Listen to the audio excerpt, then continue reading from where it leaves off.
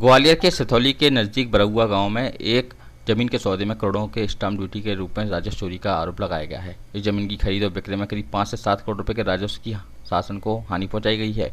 ऐसा आरोप शिकायतकर्ता ने लगाया है। उन्होंने यही बताया कि इस पूरे सौदे में उप पंजीयक दुष्यंत दीक्षित, कारोबारी संजय गर्ग और सर्विस प्रोवाइडर गौरीशंकर मित्तल की महत्वपूर्ण भूमिका है। जिला पंजीयक ने इस मामले में शिकायत को दर्ज कर जाँच शुरू कर दी है। उनका कहना है कि पंजीयन कोर्ट में जल्द ही इस मामले में सुनवाई की जाएगी। शिकायतकर्ता का आरोप है कि जो जमीन व्यवसाय के इस्तेमाल की है उसे कृषि भूमि दिखाकर रजिस्ट्री कराई गई है। इसके अलावा सड़क की जमीन को रोड से अंदर की तरफ दिखाया गया है ताकि स्टाम्प ड्यूटी का भुगतान व्यावसायिक नजरिए से नहीं करना पड़े। शिकायतकर्ता के मुताबिक इस जमीन के लिए सरकार को सिर्फ 65 लाख रुपए की स्टाम्प ड्यूटी चुकाई गई है, जबकि ये 5 करोड़ से ऊपर होनी चाहिए थी। इस मामले में जिला पंजीयक दिनेश गौतम का कहना है कि न्यायालय में यह मामला विचाराधीन है, जिसमें सुनवाई की तारीख 14 अगस्त लगी है। उन्होंने कहा कि इसमें मुख्य रूप से क्रेता विक्रेता ही जिम्मेदार होते हैं, लेकिन सभी तथ्यों का खुलासा और सुनवाई के उपरांत ही हो सकेगा।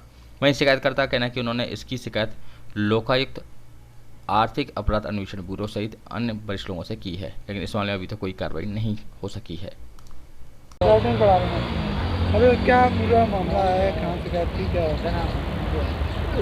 जिला पंजीयक जो रजिस्ट्रार कार्यालय है अपना ग्वालियर सिटी सेंटर पे, वहाँ पे एक शासन के साथ में करीब 5-7 करोड़ रुपए की स्टाम्प राजस्व की चोरी की गई है। और चोरी करने वालों में उप पंजीयक दुष्यंत कुमार दीक्षित और संजय गर्ग एएस मोटर के मालिक जो एक्टिवा के हैं और सर्विस प्रोवाइडर हैं गौरीशंकर मित्तल, इन तीनों लोगों के द्वारा शासन को करीब 5 से 7 करोड़ रुपए की स्टाम्प की चोरी की गई है। एक ज़मीन क्रय विक्रय की गई, जिसको शासन की गाइडलाइन के अनुरूप जो रोड पे है वो प्रॉपर्टी वो उन्होंने रोड से अंदर दिखाई और उस प्रॉपर्टी को व्यावसायिक होने के कारण उसको कृषि दिखाई और उसका मूल्यांकन कम करके शासन को महज 65 लाख रुपए की स्टाम्प ड्यूटी दी गई है। तो ये पूरा मामला क्या संज्ञान में आया है? ये संज्ञान में मैंने इसकी शिकायत district registrar Shri doctor Gautam साहब, दिनेश गौतम जी को मैंने लिखित शिकायत दी, जिस पे उन्होंने मौके पे फिजिकल जांच की आके और जांच में उन्होंने शिकायत को पाया और शिकायत उन्होंने पंजीबद्ध की है अपने कार्यालय में और वो शिकायत की कॉपी मेरे पास में है। तो अभी इसमें कोई कार्रवाई हुई है या क्यों नहीं, अभी कोई कार्रवाई तो मुझे नहीं दिख रही।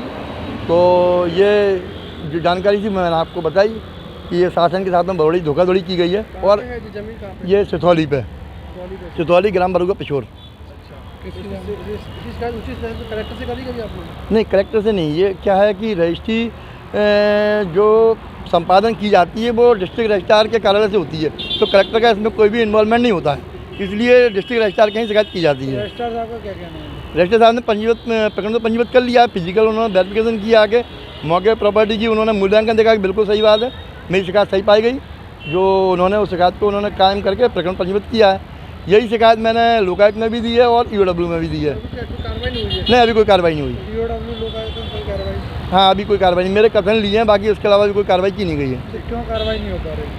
अब इसके बारे में तो आप ज़्यादा जान सकते हैं और आप पूछें तो आपको ज़्यादा जानकारी मिलेगी। भाई मैं तो एक आम नागरिक हूँ और एक समाज की सेवा करना चाहता हूँ कि भाई शासन को हित हो रहा है, अहित हो रहा है, तो उससे कम से कम कहीं ना कहीं पब्लिक को भी तो नुकसान हो रहा है। कितनी राशि की हानि पहुँचाएगी शासन? कम से कम 5 से 7 करोड़ रुपए की स्टाम्प ड्यूटी चोरी की गई है। मोबाइल है कनेक्ट है। सर, एक शिकायत लगाई गई दीपक चौहान की द्वारा, क्या शिकायत लगाई गई तो क्या आपकी कार्रवाई चल रही है?